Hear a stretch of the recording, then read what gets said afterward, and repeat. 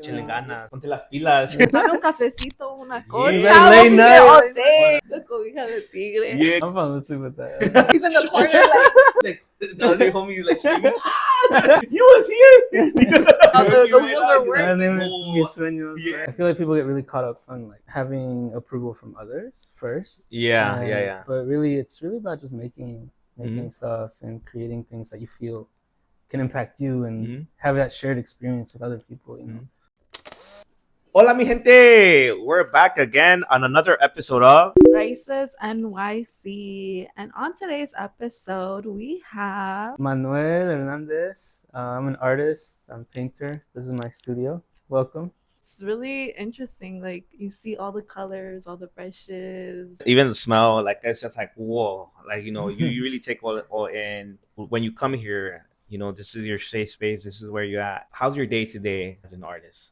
I try to come here every day. I make my own schedule. Sometimes if I'm feeling like healthy, I'm like here in the morning. Like I draw a little bit before I read. Whatever's coming to my mind, I put on the canvas. Sometimes when I'm like, if I'm like out late or like I'm not feeling good, We went partying. yeah, I like come here maybe midday and I stay till like pretty late usually. And sometimes it carries over. Then it's like I'm late here, then Okay.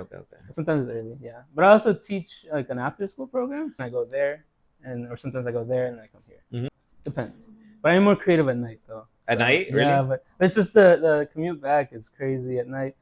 Just the trains aren't as fast, so it's like it's really slow. So you're able to come here anytime that you want. That. Yeah, it's 24 hours. That's pretty cool then. Yeah, because you got like an idea at 10 p.m. You're like, I gotta come. I gotta pull up. Yeah, it's like 1 a.m. Yo, I'm out. He got inspiration after the function. He's like, we gotta go to the studio. Yeah, it actually happened. No. Really? There's an artist named Marela. Uh-huh. She's a sculptor. She has a studio, like a big studio, like on 45th Street. And she threw like a big party, and then I had to do something. In the morning I had someone coming to pick up work for a show. But I was like, I can't miss this party. Like this is like, she's a really cool person. She does these really cool parties, studio party, like artist parties. I'm like, I was there till like 2 a.m. And I was like, I do not want to go home and then come back in the morning.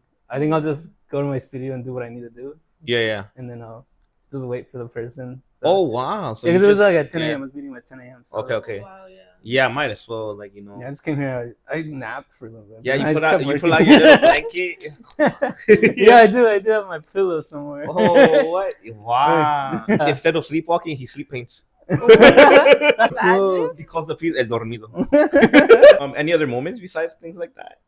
I think it's mostly before my big shows. I tend to work better under pressure. If I have a lot of time, I'm not pressuring myself. But before like a big show, sometimes I'm like, I gotta stay like the night at the studio. It feels good. Like it's unhealthy, but it feels good to be here. Like to have so much time. Once you have like the whole night, you're like, wow, I got like 12 more hours than I had. Of course, it carries on to the next day. The next day, you're just like, unfunctional. Yeah.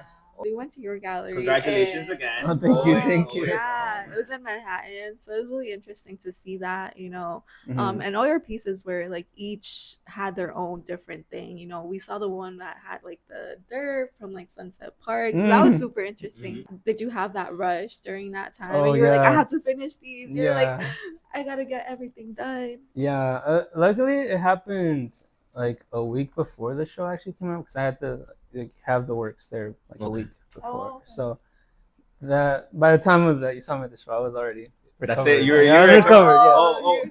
I know one of the pieces you had dirt from Sunset Park. Yeah. Did you get the dirt that same day? You're like, oh no, I need something else. I did it. I did do it. Yeah, I did actually. No way. That You're morning. Like, scoop. Yeah. I didn't want just any dirt, so I wanted to go near the river. Okay. And like get some like ones that had like actual plants coming. Oh wow. Okay. It was kind of a walk, but yeah. And I just put it in a jar. And I wasn't sure how it was gonna look until I put it down. I loved it. I was like, yes, this was my vision. Yeah, like you saying, like you went all the way over there, specifically where you wanted to grab the dirt. It was very specific too, but it adds more to the piece. Like every detail had a lot of thought and effort into it. That I'm just like, wow. And it's like because then you feel it. Like you're just like, people are excited to see it. People just see the detail, but then that energy that you put into making sure everything looks how you want it, it gives it back. Oh. And I love the pieces that you have because yes, they have a lot of details, a lot of details. Oh, yeah, we were looking every time you go around, you go around, oh something new. Oh, wait. And when I see the color, like it just reminds me of back against our culture, how our culture is so vibrant with the fruits, with the food, with the what we wear, everything. Our culture is very vibrant, and when I see your paintings, it just like comes to life there, and I feel it. So I really do appreciate that whenever I see your work. Even like the grandma one. And so I bought a print from him, and it was his grandma's house, and it just like reminded me of like Mexico, the brick, you know, like that great brick and all. Yeah, I remember the one about the lavando and that little piece of sote. Oh, I'm still really trying to figure out if that was a piece of sote. Was it? Yeah. It was a really it's like you see like a little little pink piece. I'm like, that's sote right there. Yeah. You know, grandma's not gonna throw the little piece. Yeah, you gotta use every little bit, man. Yeah. How long have you had your studio here? Since 2023. Well, not too long. It's 2 years, I think. No, it's gonna be 2 years. Yeah. What made you choose this location? No, my friend actually, because we share a space. My friend found it. He was looking all over the city actually, and it was just like, this is a really cool space. Like the rent was good, and the neighborhood was really cool. So I was happy. It was just by chance. I didn't choose it. The studio's in Brooklyn, but are you originally like from Brooklyn or? No, so I was born in Mexico City. Wow. I grew up in Indiana. I was taken as like a baby to Indiana, so I'm like, yeah, I guess I'm adopted Chicano. That's what they call it. I was able to go back to Mexico City when I was like 9. Oh, wow. Because my mom married into like papers and. Papeles también. Yeah, I benefited from it. And it's just like the green card. But then like once I got older, I applied for the citizenship. No, wow. Super like privileged like to have that because I'm able to go back. Yeah, many blessings. Yeah, but that's a lot of like what informs the work too, like being able to like kind of like be this like, person in two places. And again, you're blessed enough to go back, check out, see it, get more inspired, see how things are. You're seeing both worlds technically too. Did you already know like from the beginning you wanted to do art, what you do now, or like what got you inspired to do that? Oh, I feel like there's a lot of moments where I realized the power like visual art can have. One of them was going back to Mexico City when I think I was 8, 9 years old. I was still a kid. But my family took me to the Museo de Antropología. Okay. And they kind of showed me, they were like, this is your history. Like the things they have in the museum here, like the little houses, like our like family members still live in houses like this that they're like displaying in this museum. And like this was like the city before colonialism. Yeah. And it's all destroyed. Like the Spaniards came and they blew it up. And like the buildings you have today are made out of the rubble. Even as a kid, I was like, wow, that's amazing. Like I didn't know that. All I knew about myself was like, you're like a guest in this other land. You know, like you're not supposed to be here, but like your home is somewhere else. And I didn't know that somewhere else was like so. There was so much history there too. Definitely. You're like indigenous to these lands. Like there's like our people are like very connected to that culture still, and like I learned through my grandpa and my grandma that our family didn't really fit into like Mexico City, like I don't know, society in a way. Yeah. But they were trying their hardest to assimilate into it, and I think that part where they were trying their hardest to assimilate. Yeah. I had the privilege and the thing where I didn't need to do that because I was somewhere else now.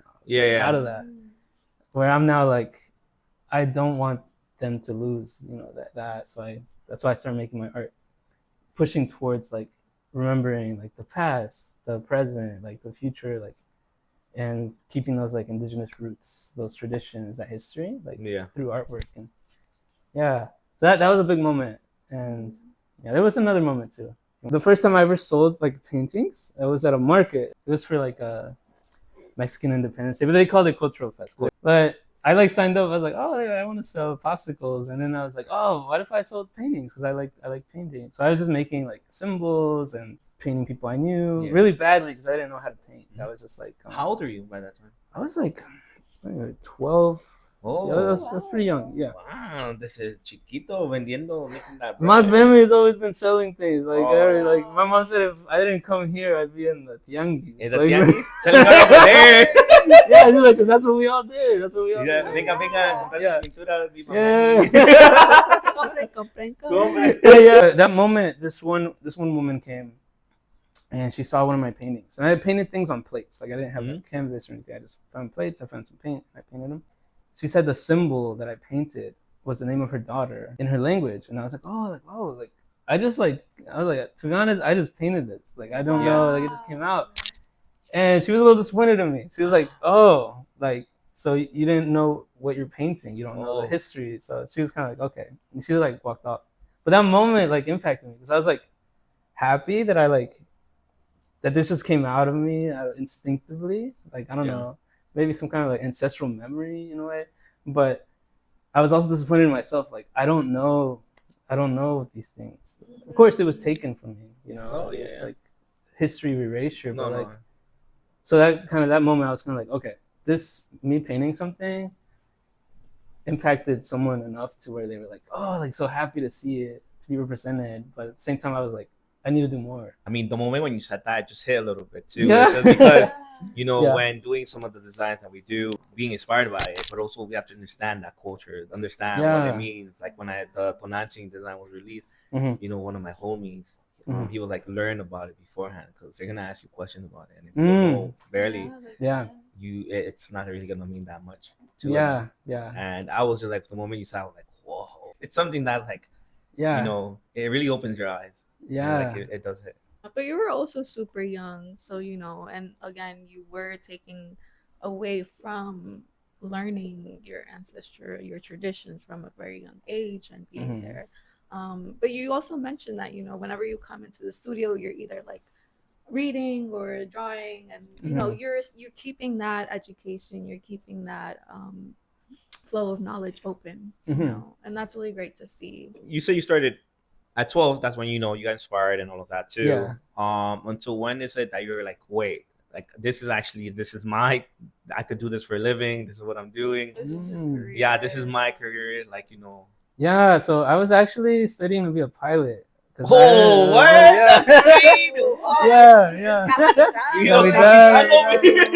When I was in the ground school, like I did the whole thing. This is probably through my high school, so it's like pretty early. Okay. So they were like, you can do like a technical thing. I did it because like, you know, in the way I was raised, it was like, you got to make money, you got to find a career that, you know, that pays. And that's why I was like, okay, yes. It's like, see, Mama, was a good idea. Yeah. But and like, you can travel too. So exactly. I was like, this is amazing. Like, and it's 2 years. Like I did like the whole career class. And I was like, oh, this is the shortest career. It gives you the most money. No.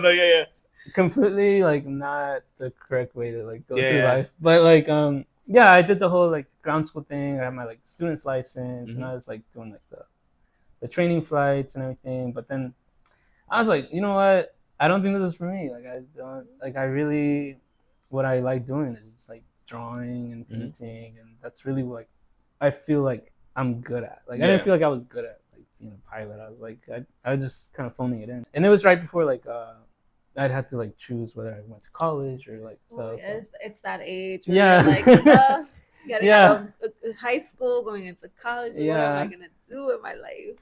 It's very difficult though. Yeah.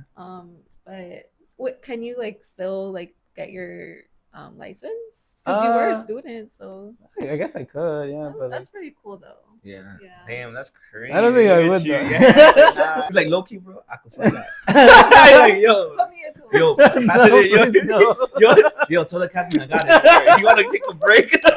That's what I say when I'm walking into the plane. Yo, into the flight, you look at it. You like, I got this. Don't worry. Yo, I can fly. You need a break. And then I just like went through the whole school thing, and so I went to like the state school in Indiana, and then it was like, you know, I took the basics, but I was focusing on like art and stuff, and just kind of kept doing it. So then, you were in Indiana during like all of this. So then, when was the switch to come to New York? Because that's like a pretty huge change. Yeah, most of my summers were spent in Mexico City, so I kind of wanted like a big city, and the big thing I was like, oh, like.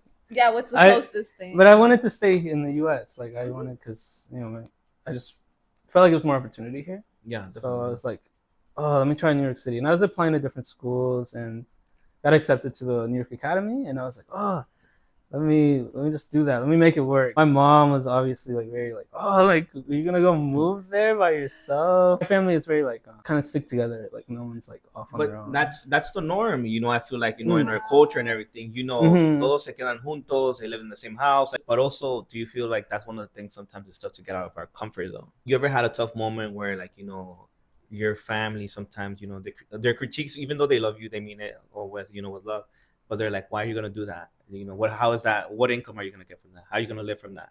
Oh yeah, no, I got that a lot, especially from like the Mexican community, especially my family. But at the same time, they, like once I like proved that I was like serious, it was like support. You know, nothing but support. They do love you. Man. Yeah, they do say that because they're worried and they want you to be. It comes from it's the worried because like you know like them they're like oh you know I've had to struggle like you know I gave up everything to like, come here and so that just puts a big burden on us. But once we do end up proving ourselves and seeing that they see that we can like make a living out of whatever we do, I feel like that worry like goes away.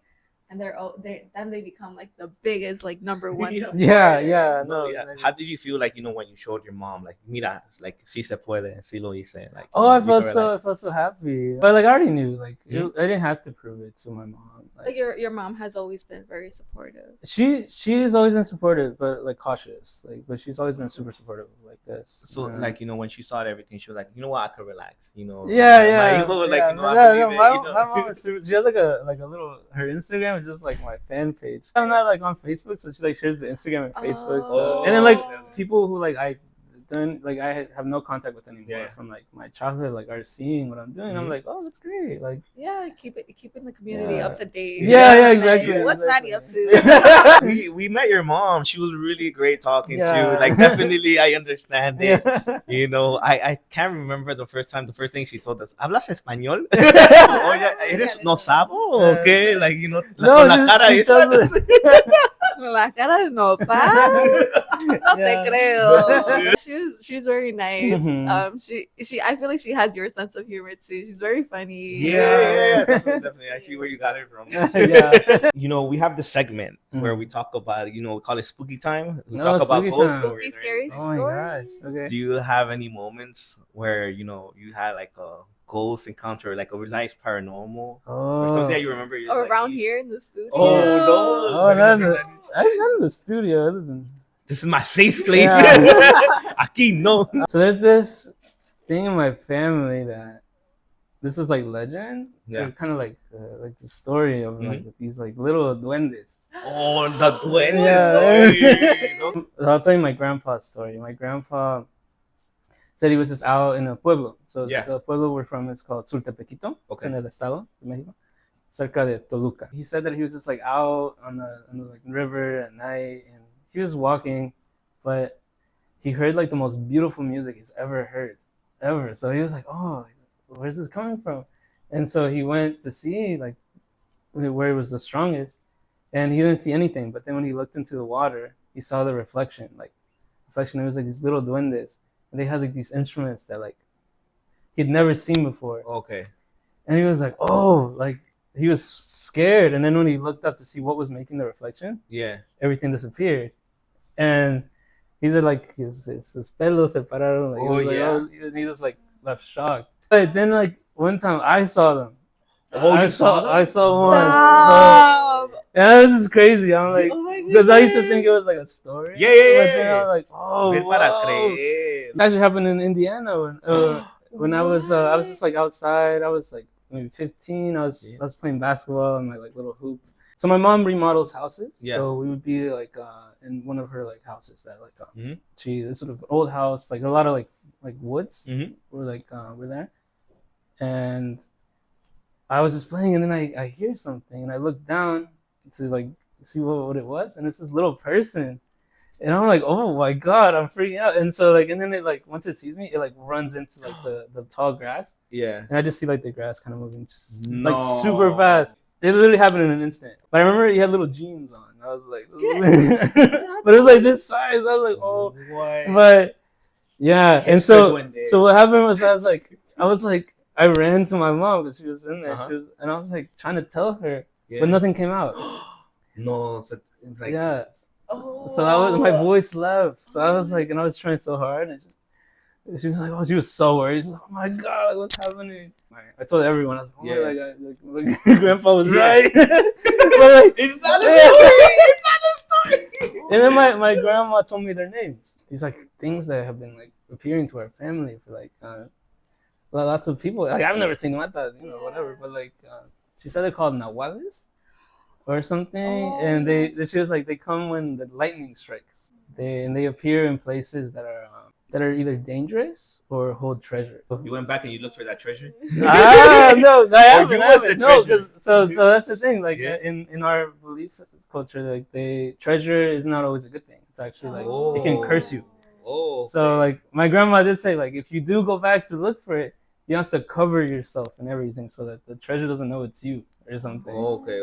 I actually did some research on it, and I didn't find the Nahual like in any like a scholarly thing, but I did find chaneques, which is the Nahuatl version. These little people that are like protect powerful places. It's spooky. It's spooky. Yeah, I was scared, but like at the same time, like I'm happy. Like I feel very. Yes, like, I got experience that. Yeah, because like it made me like kind of give more validity to everything that I've been hearing. Because actually, you never like. You always hear these stories, and that's the thing about oral storytelling. You can have such character to it. It's such like moments, but then you, at least in today's society, you're like, oh, it's not real. You know, no, definitely. Because definitely you have to see it, you have to experience it. Next thing you're gonna see it like Llorona thing. I've never seen like my mom seen like Llorona. Stop. Yeah. I'm not seeing, but she heard it. Yeah. They say if you hear from far, she's close, and if you hear it close, that she's far. You want to tell us your most spooky story? Oh, my mom. So this is in Mexico City. She said that they all, a big family, they all lived together, but she had to study for a test for like the next day. So she stayed in the space where it's like more like la sala. It was like living room area, and she was there late studying, and she just heard it. She said like, "Ay, mis hijos," like that's what, and she said that like her whole body like was like shocked, and she ran up to like where everyone else was. Chill. She's never heard anything like it. So it's like can't even describe the shriek, I guess. You just like get like stuck in your body. No, I've never heard it. I don't want to. You're working on so many other pieces and everything. What's the next project that you have? I have a lot of like smaller shows happening. I'm not doing like solo presentation anytime soon because I feel like I did too much. So now I'm like famoso over here. He like, you know what? It's never too much. It's never too much. No, but like I kind of whatever the pieces I have left, I'm like trying to place them in different spots. So these two are gonna go in like a show in Tribeca this summer. Okay. This one is gonna be in Louisville. Gonna be in a new gallery over there. I gotta ship it out tomorrow. Okay, it's pretty soon. And then we're doing the piece for you. I think I might make a new piece for that one actually. But, what? Yeah, we'll see. I'm just trying to like refocus and like start something new, like start like a new body of work. I have so many like sketches because like I think faster than I can paint. Oh, yeah. So like I'm like I gotta put them down and then I'm just like rethinking them and like so I have a lot to make. And we'll see what sticks, what doesn't.